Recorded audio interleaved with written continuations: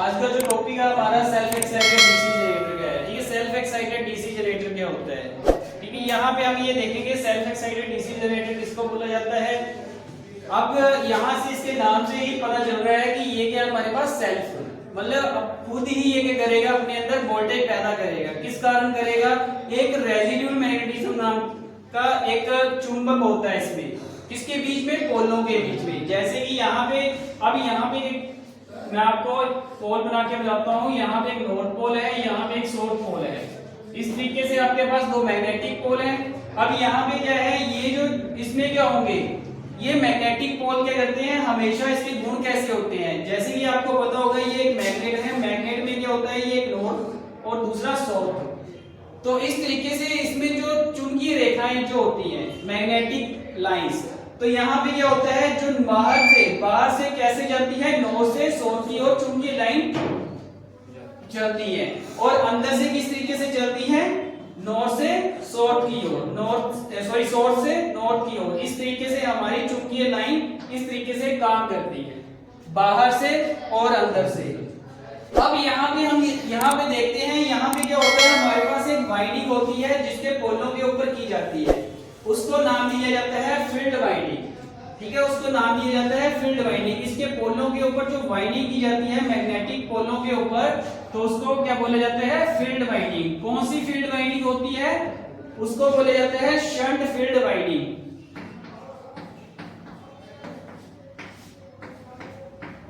Field winding, ठीक है, यहाँ पे इसको बोला जाता है शंट फील्ड वाइंडिंग। अब यहाँ पे ये क्या है, हमारे सेल्फ से आपको पता चल गया कि ये अपने अंदर खुद ही वोल्टेज पैदा करेगा। एक्साइटेड मतलब एक्साइट करना, किसी चीज को उत्तेजना पैदा करना, तो उसको बोला जाता है एक्साइटेड। ठीक है, आगे क्या हमारे पास डीसी जनरेटर, जो कि डीसी जनरेटर काम करता है, वो आगे लिखा हुआ है सेल्फ एक्साइटेड डीसी जनरेटर। अब यहाँ पे क्या है, हमारे पास एक मान के चलो कि इसके बीच में क्या होता है, एक आर्मेचर को हम क्या कर देते हैं, रखते हैं इसके बीच में एक आर्मेचर को। इस तरीके से ये हमारे पास आर्मेचर आ गया। तो यहाँ पे आर्मेचर हम इस तरीके से बनाते हैं इसको। अब यहाँ पे क्या करेगा, यहाँ पे रेजिड्यूल मैग्नेटिज्म होने के कारण, रेजिड्यूल मैग्नेटिज्म मतलब कि चुंबकीय गुण होने के कारण, किसके बीच में, ये फील्ड पोलों के बीच में थोड़े से रेजिड्यूल मैग्नेटिज्म होता है। इसके बीच में पोलों के बीच में थोड़ा सा रेजिड्यूल मैग्नेटिज्म। जैसे कि आपको चुंबकीय गुण, जैसे हम एक पेचकस लेते हैं, पेचकस मतलब सिर्फ स्क्रू ड्राइवर लेते हैं, उसको एक परमानेंट मैग्नेट के ऊपर क्या करते हैं, रब करते हैं। अगर उसको रब करके किसी पेच के पास लेकर जाए तो वो क्या करता है, उस पेचकस में क्या होता है, चुंबकीय गुण आ जाते हैं। उसी तरीके से इन पोलों को क्या किया जाता है, सबसे पहले जनरेटर तैयार करते टाइम इन पोलों को क्या किया जाता है, चार्ज किया जाता है बैटरी या डायनामो से। ठीक है, ये चार्ज करने का मेथड है। इसको या फिर इसको क्या किया जाता है, एज अ मोटर, जनरेटर को एज अ मोटर बनाकर चलाया जाता है। उस तरीके से पोल क्या होते हैं, चार्ज हो जाते हैं। फिर उसकी सप्लाई को क्या कर दिया जाता है, कट कर दिया जाता है। कट करने के बाद क्या होता है, यहाँ पे क्या होता है, चुंबकीय गुण थोड़े से रह जाते हैं। जैसे कि यहाँ पे मैं अगर एक क्या करता हूँ, एक क्या लेता हूँ, कोई रोड लेता हूँ। रोड मतलब कि मैग्नेटिक रिटेंटिविटी मटेरियल, ठीक है, जिसकी रिटेंटिविटी अच्छी होती है, वो मटेरियल लेता हूँ। उसके ऊपर एक कंडक्टर लपेट देता हूँ इस तरीके से, उसके ऊपर एक कंडक्टर लपेटता हूँ और उसको सप्लाई के साथ जोड़ देता हूँ। यहाँ से नेगेटिव पॉजिटिव सप्लाई देता हूँ, तो ये जो लोहे का रोड है वो क्या बनेगा, मैग्नेट बन जाएगा। जब इसको सप्लाई से कट कर देता हूँ तो भी इसके अंदर क्या होते हैं, चुंबकीय गुण विद्यमान रहेंगे। अब यहाँ पे क्या हुआ, थोड़े से चुंबकीय गुण इस तरीके से इसके बीच में थोड़े से चुंबकीय गुण हैं जो कि नॉर्थ से साउथ की ओर चलते हैं। इस तरीके से मूव होते हैं, नॉर्थ की साउथ की ओर चलना शुरू होते हैं चुंबकीय गुण। अब यहाँ पे क्या होता है, यहाँ पे देखो इस जगह पे क्या करते हैं हम, यहाँ पे इस तरीके से मैग्नेटिक नॉर्थ से साउथ की ओर जा रहा है, दिख रहा है ये, यहाँ पे नॉर्थ से साउथ की ओर जा रहा है।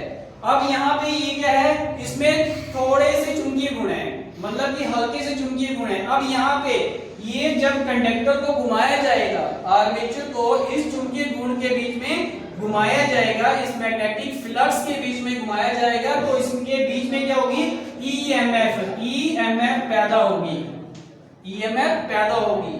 तो वो जो ईएमएफ होगी वो बिल्कुल क्या होगी, हल्की सी ईएमएफ पैदा होगी, बिल्कुल मतलब कि थोड़ी सी ईएमएफ पैदा होगी। तो उसको क्या करना पड़ेगा, ईएमएफ, वो ईएमएफ किसको दी जाएगी, वो फिर से इसके फील्ड पोलों को दी जाएगी।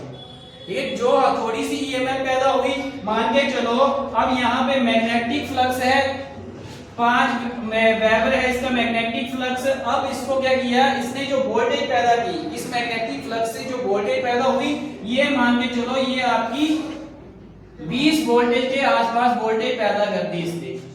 अब ये जो 20 वोल्टेज है फिर से किसको दी जा रही है, ये फील्ड पोलों को दी जा रही है।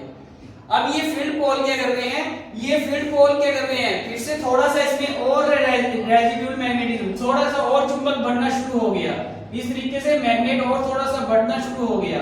अब ये क्या करता है, इसमें क्या हुआ, जहां पे जो चुंबकीय लाइनें थी, जो चुंबकीय लाइनें थी वो जहां पे 5 वेबर था मैग्नेटिक फ्लक्स, तो वहां पे क्या हो गया, 20 वेबर फ्लक्स होना शुरू हो गया।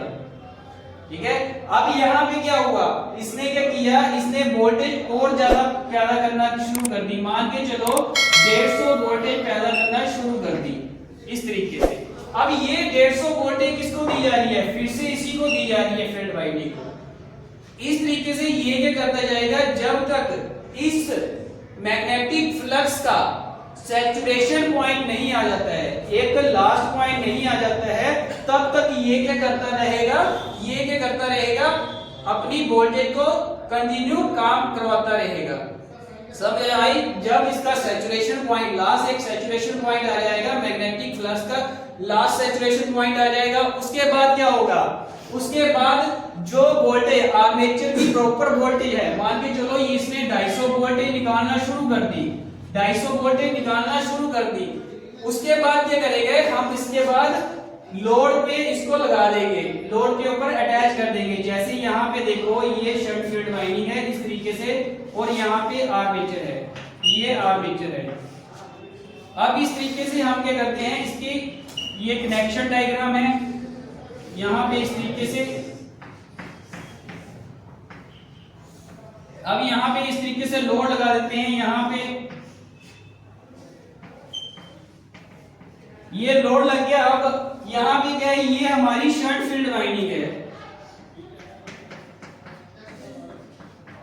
यहाँ पे शंट फील्ड वाइंडिंग है। अब यहाँ पे क्या हो रहा है, अब जैसे ही यहाँ पे वर्किंग हो रही थी, जैसे जैसे हम लोड पे नहीं लगाया हुआ था पहले आर्मेचर पे, हमने लोड कब लगाया, जब इसका सैचुरेशन पॉइंट खत्म हो गया और ये आर्मेचर क्या किया, प्रॉपर वोल्टेज देना शुरू कर दिया। उसके बाद हमने क्या किया, इसको लोड के साथ लगाया।